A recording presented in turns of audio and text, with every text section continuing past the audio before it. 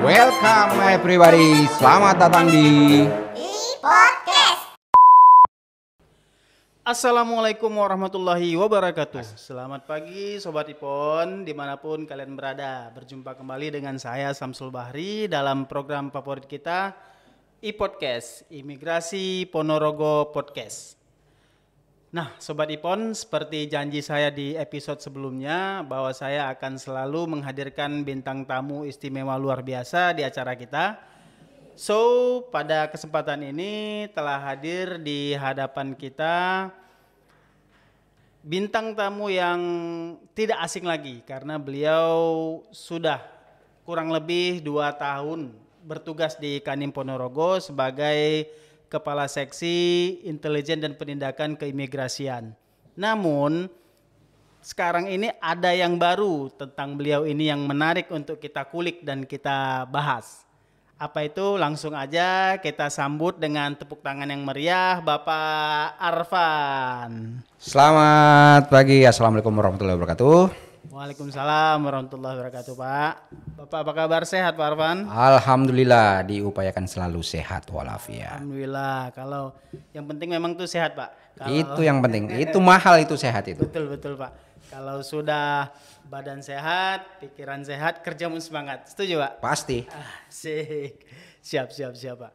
Nah Pak Arfan, kalau nggak salah ini sudah kali kedua ya Bapak diundang ke podcast kita ya Pak ya? Ya, benar sekali untuk yang kedua kalinya nih.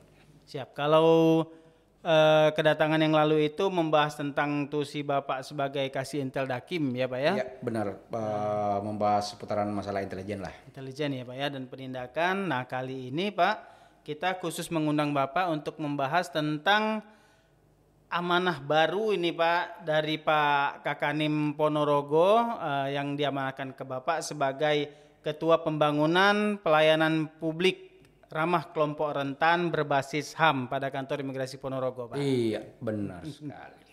Oke, Sobat Ipon, sebelum kita lanjut membahas panjang lebar nih dengan Pak Arfan, saya rasa penting Pak saya sampaikan dulu ke Sobat Ipon. Ada beberapa fakta menarik nih Pak tentang perhatian dunia terhadap pelayanan publik ramah kelompok rentan ini Pak. Oh, iya. Jadi saya sampaikan dulu supaya teman-teman juga connect kita, nyambung pembahasan kita. Yang pertama itu ternyata saat ini kelompok rentan sendiri sudah menjadi perhatian dunia, terbukti dengan disusunnya agenda pembangunan pasca 2015 yang disepakati dalam sidang umum PBB dengan tajuk The 2030 Agenda for Sustainable Development. Nah, di situ dengan temanya No One Left Behind, yang tujuannya membuat kesepakatan pembangunan berkelanjutan berdasarkan hak asasi manusia dan kesetaraan dengan prinsip universal, integrasi dan inklusif untuk meyakinkan bahwa tidak ada satupun yang tertinggal atau yang disebut dengan No One Left Behind.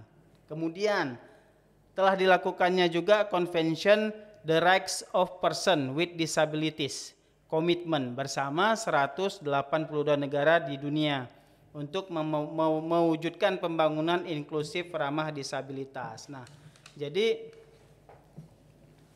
terkait pelayanan publik ramah HAM ini atau ramah kelompok rentan ini sudah menjadi perhatian dunia Pak. benar sekali. Sudah sejak lama Pak. Sudah Sejak lama. Cuman memang di kita bukan baru-baru ini, sudah lama juga kita terapkan, cuman memang baru menjadi menarik perhatian semua penyelenggara pemerintah berbasis pelayanan publik itu ya belum lama belakangan ini Pak, saya rasa. Benar. Nah sekarang daripada kita berlama-lama lagi, langsung aja nih kita tanya-tanya ya Pak Arfannya. Boleh. Mau tanya nih Pak, sebagai Ketua Tim Pembangunan Pelayanan Publik berbasis HAM Kanwil Ponorogo sendiri nih Pak, sebenarnya seberapa penting sih Pak pelayanan ramah kelompok rentan dalam setiap pelayanan publik Pak menurut Bapak nih Pak? Silakan Pak. Nah, kalau masalah penting dan nggak penting ya dikatain ini pasti sangat penting. Siap. Karena kalau sesuai dengan Permen nomor 70 tahun 2019, kita sebagai penyelenggara pelayanan publik itu diwajibkan. Ini ada kata-kata diwajibkan nih. Wajib. Diwajibkan untuk memberikan pelayanan dengan perlakuan khusus kepada masyarakat tertentu. Itu sesuai dengan peraturan perundang-undangan. Oh gitu Pak ya. Jadi saat ini semua pelayan publik memang harus memberikan pelayanan khusus ya Pak ya, kalau menurut Bapak ya, untuk kelompok rentan? Ya dong, harus. Karena ini lagi kalau sesuai pasal 5 ayat 3 Undang-Undang nomor 39 tahun 1999 tentang HAM, itu juga telah mengatur. Itu bunyinya setiap orang yang termasuk masyarakat yang rentan itu berhak memperoleh perlakuan dan perlindungan lebih berkenaan dengan kekhususannya. Oh begitu Pak ya. Jadi memang di aturan di perundang-undangan juga memang sudah diatur. Sudah diatur semua. Sedemikian rupa itu sudah diatur di permennya, di peraturan perundang-undangan, di perundang-undangan HAM juga udah diatur semua. Tinggal pelaksanaannya saja ya. Benar Pak, sekali, tinggal pelaksanaan di lapangan. Pak, biasanya pelayanan khusus itu dalam hal apa saja Pak dapat diberikan Pak? Ya kalau di pelayanan khusus itu ya kita mulai dari aksesibilitasnya, Aksesibilitas. sarpras, pelayanan, gimana pelayanan yang kita berikan juga kepada anggota masyarakat ini. Ada beberapa aspek itu sedemikian rupa yang ada standarisasinya. Misalnya di guiding blocknya itu, di guiding block itu harus yang bertekstur dan berwarna kuning. Siap. Guiding block itu jalan ya Pak ya, maksudnya? Iya, jalan.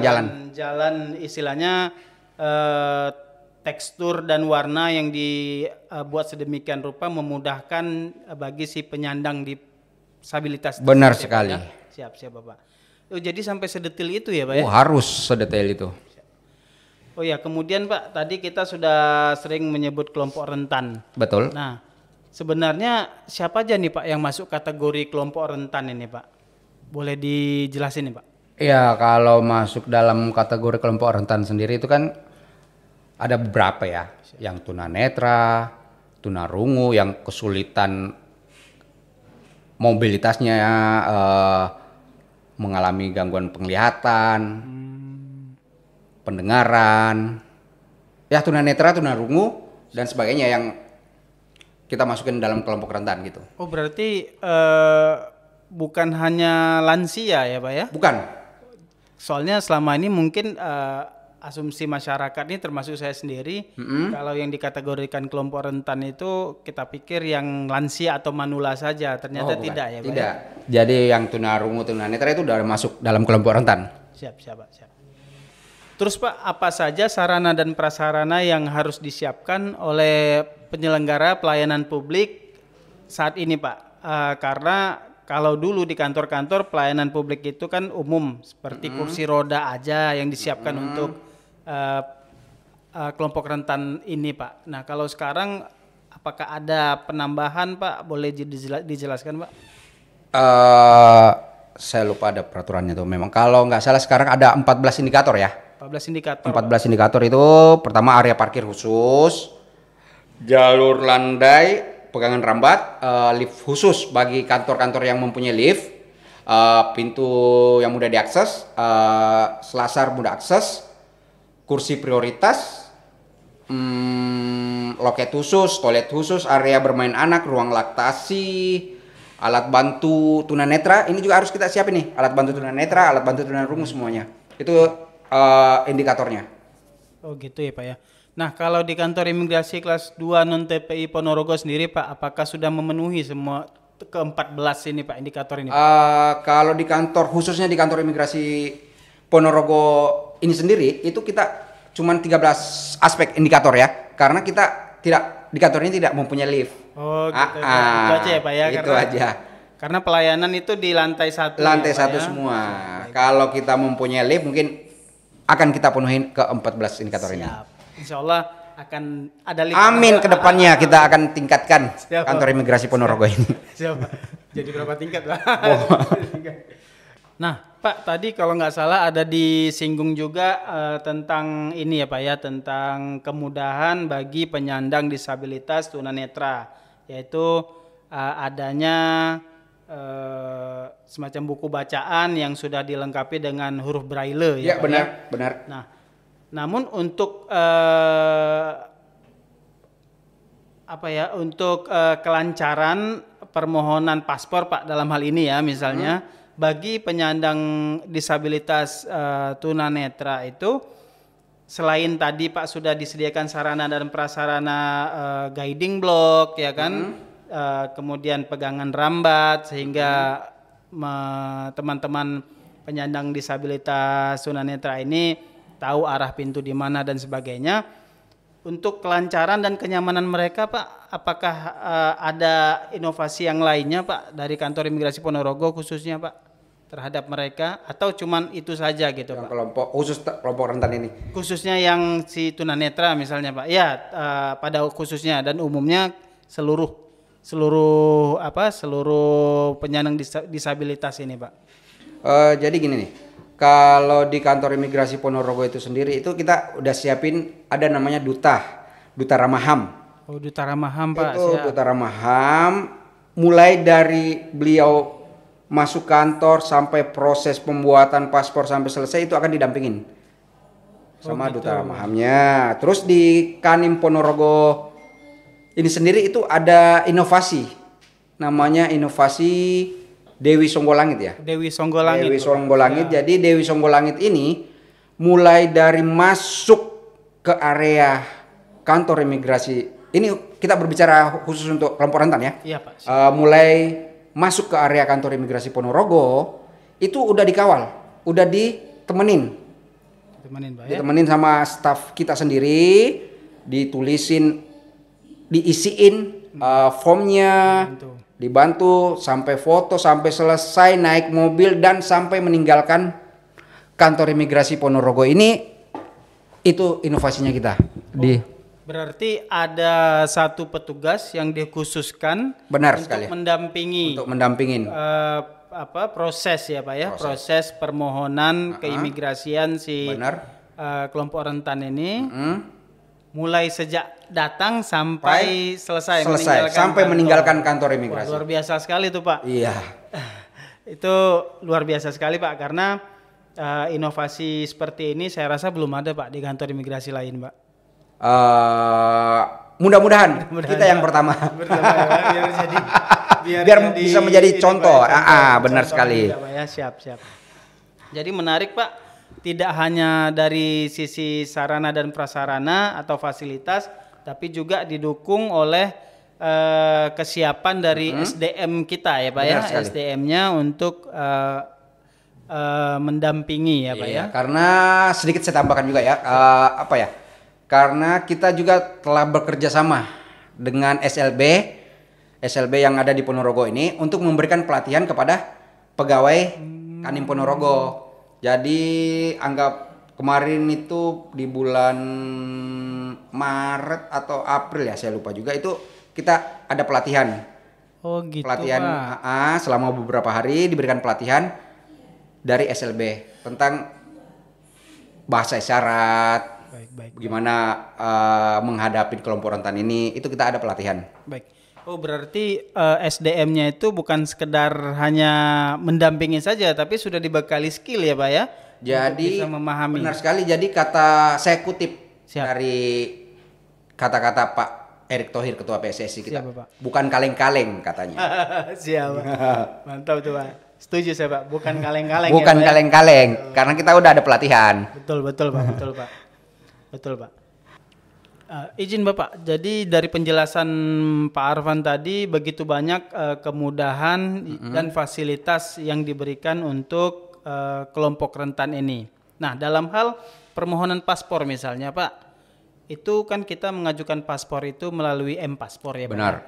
Nah, namun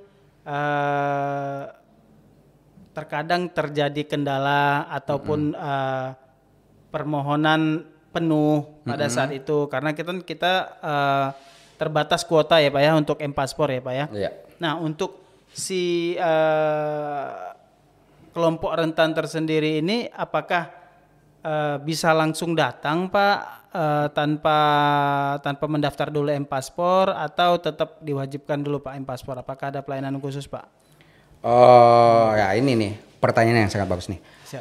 Jadi perlu kita ketahui bersama bahwa khusus yang kelompok rentan ini kan udah ada prioritas. Jadi untuk pelayanan pembuatan paspor buat kelompok rentan ini itu di kantor imigrasi Ponorogo ini kita udah siapin loket khusus untuk kelompok rentan, booth foto untuk kelompok rentan, ruang tunggu khusus untuk kelompok rentan. Jadi ini tidak bercampur dengan pemohon lain. Siap, baik Pak. Jalurnya dia datang masuk ke loket khusus, terus ruang tunggunya, siap. booth fotonya itu khusus untuk kelompok rentan semua. Jadi Semua ya, Pak, terpisah, benar sekali. Oh, begitu Pak. Jadi kalau datang langsung pun boleh ya Pak ya? Boleh. Boleh ya. Boleh Pak, ya? tanpa harus mendaftar ke apa tadi? M-Paspor ya, M-Paspor. Iya, berarti memang sudah sedemikian diberikan sekali. kemudahannya ya Pak ya. Jadi setelah datang itu sudah dipandu dan didampingin oleh Duta Layanan Ramaham yang Ya, benar. inovasinya disebut Dewi Songgolangit. Dewi Songgolangit, Pak ya. Kemudian sampai selesai juga diantar bahkan sampai ke mobil ya Pak ya. Sampai naik ya, Pak, mobil ya? untuk pulang kita akan antar. Baik Pak. Nah, begini Pak, kalau misalnya nih teman-teman dari kelompok rentan ini mau berkonsultasi terlebih dahulu Pak sebelum datang atau ada hal-hal yang ingin ditanyakan, ada nggak Pak nomor khusus yang bisa diberikan oleh kantor imigrasi Ponorogo Pak? Oh ada, Share. ada. Kalau untuk konsultasi, untuk nanya-nanya masalah kelompok rentan kita udah siapin call center ya, nomor khusus. Saya nggak hafal, coba ya sebentar. Itu di nomor kita di 0813558555. Nanti akan dipandu dan dijelaskan oleh petugas ketika dihubungin apa-apa aja yang akan dibutuhkan bagi kelompok rentan yang akan membuat paspor di Kanim kita ini. Oh gitu ya Pak ya. Jadi untuk call centernya itu saya ulangi lagi Pak di 08135558 Triple lima. Benar ya, sekali. Pak ya? Siap. Nanti itu juga nanti sudah tolong ditampilkan di bawahnya. boleh Pak. Nanti Di bawah. di sini ya, nomornya. Benar sekali nomor call center kita biar lebih diketahuin sama masyarakat. Baik. Nanti di sosial medianya kantor imigrasi Ponorogo juga akan selalu Betul. ditampilkan Pak nomor Ya, benar. call center tersebut. Jadi teman-teman Sobat Ipon ya dimanapun Sobat Ipon berada, kalau memang mau menghubungi kantor imigrasi Ponorogo di nomor ini ya, jangan nomor yang lain ya, jangan salah nantinya. Apapun itu, mau konsultasi, mau minta informasi ya, tidak menutup kemungkinan apabila ingin tanya-tanya terkait dengan aturan-aturan keimigrasian juga akan dilayani. Baik Pak, sekarang Pak dalam penyelenggaraan pelayanan pada kantor imigrasi Ponorogo terhadap kelompok rentan berbasis HAM ini Pak, kira-kira apa hambatan terbesar Pak yang dihadapi saat ini Pak? Enggak Pak? Kalau berbicara masalah hambatan, insya Allah ya, selama kita ikhlas, tulus melayanin, insya Allah nggak ada hambatan. Amin. Mengharapkan keridhaan Allah. Mengharapkan keridhaan Allah Subhanahu Wa Taala. Amin. Baik Sobat Ipon, kayaknya nih dari tadi kita pembahasannya serius banget gitu. Benar sekali, tegang kita ini. Tegang suasananya. Nah ini supaya agak cair sedikit suasananya, sedikit saya mau ngasih games ini untuk bintang tamu kita. Ada hadiahnya nggak nih? Enggak nih Pak, ini gamesnya games ikhlas juga nih. Oh ikhlas juga, alhamdulillah. Jadi hadiahnya pahala Pak. Bisa menghibur Sobat Ipon dimanapun Sobat Ipon berada. Izin Pak Arfan. Nah, saya ini akan ngasih Bapak dua kata, ya kan? Atau dua kalimat, dua kata. Itu pilihan Pak. Nah, Bapak harus pilih dengan cepat. Udah cepat. Ya, Salah satunya ya. Salah satunya Pak. Oke. Pilih dengan cepat. Siap Pak? Siap. Oke Pak. Pare-pare atau Balikpapan? Pare-pare. Coto atau Jalangkote? Coto. Gunung atau pantai? Gunung. WNI atau WNA? WNA. Intel Dakim atau Intalkim? Intel Dakim. Intel Dakim. Di Kanim atau di TPI, Pak? Ini apa? Kalau sekarang sih ya di Kanim. Kanim. Siap. Kalau basicnya sih di TPI. Siap. Sobat Ipon, nah itu sebetulnya suara hati Pak Arfan itu ya.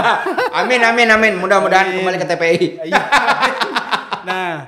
Nah ini Sobat Ipon, sebetulnya menjadi tanda tanya juga bagi saya pribadi ya ini Sobat Ipon, kenapa Pak Kakanim, Kepala Kantor Imigrasi Ponorogo itu mempercayakan amanah Ketua Pembangunan Pelayanan Publik Berbasis HAM kepada Pak Arfan yang notabene adalah kasih Intel Dakim. Nah, saya pula sendiri bisa menjawab bahwasanya mungkin Bapak Kakanim di sini melihat bahwasanya Pak Arfan ini adalah sosok yang memang sudah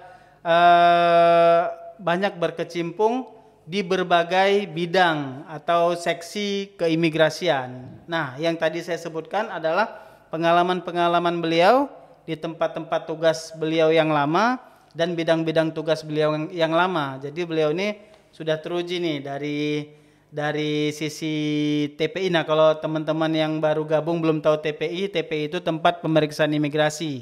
Nah, itu di border. Border itu bisa di bandara, pelabuhan. Nah, beliau juga sudah pernah di sana. Nah, di bagian izin tinggal keimigrasian juga sudah ya Pak ya? Waktu pas di Balikpapan. Di Balikpapan ya Pak ya. Nah, beliau ini juga aslinya dari Sulawesi Selatan ya Pak ya? Pare. Makanya tadi pertanyaannya ke makanan khas dari Sulawesi Selatan. Kemudian wilayah kerja juga beliau sudah pernah di pegunungan, sudah pernah di pantai ya Pak ya? Udah. Di mana lagi Pak yang mau nih Pak? Nah, jadi itu suara hati, mudah-mudahan insya Allah ya. Amin. Bisa sesuai dengan suara hatinya. Amin ya rabbal alamin. Baik, Pak Arfan. Tadi kita sudah bahas banyak ya Pak ya. Ini balik lagi nih Pak ke laptop nih Pak. Nah, kita sudah bahas banyak mengenai pelayanan ramah kelompok rentan. Terkait dengan hal tersebut Pak, apakah ada agenda kedepannya atau agenda terdekat lah terkait dengan pembangunan pelayanan publik ramah kelompok rentan berbasis HAM ini Pak? Yang Pak, dalam waktu dekat ini ya? Iya baik Pak. Kalau dalam waktu dekat ini kita akan ikutin penilaian nih dari Menpan RB terkait ramah HAM dan kelompok rentan ini. Jadi kita minta doanya lah kepada terkhusus masyarakat Ponorogo dan untuk pendengar e-podcast ini, semoga kita bisa meraih hasil yang maksimal dan mengalhamdulillahkan. Siap, baik Bapak. Baik, kalau boleh tahu Pak, penilaian itu nanti seperti apa ya Pak ya, kira-kira ya? Kemarin kita udah, tinggal tunggu hasilnya. Kemarin udah di des evaluasi dari Menpan RB sendiri, itu via Zoom, itu kita dievaluasi gimana sih aspek indikator di Kanim Ponorogo itu sendiri. Baik Pak. Terus pokoknya seputaran pertanyaan lah kayak ujian meja gitu. Kayak sidang skripsi benar sekali. Dan minta doanya lah, mudah-mudahan kita meraih hasil maksimal. Baik Pak. Sobat Ipon, kita doakan ya supaya kantor imigrasi bisa meraih predikat sebagai kantor percontohan untuk pembangunan pelayanan publik ramah kelompok rentan berbasis HAM. Amin. Dan menjadi percontohan juga bagi seluruh kantor imigrasi di seluruh Indonesia, bahkan syukur-syukur bisa menjadi percontohan bagi semua kantor penyelenggara pemerintah berbasis pelayanan publik. Benar ya. Siap Pak. Tapi Pak Arfan, ini menurut pendapat pribadi saya Pak, menang atau tidaknya itu nomor sekian ya Pak ya? Itu bonus. Bonus ya Pak ya?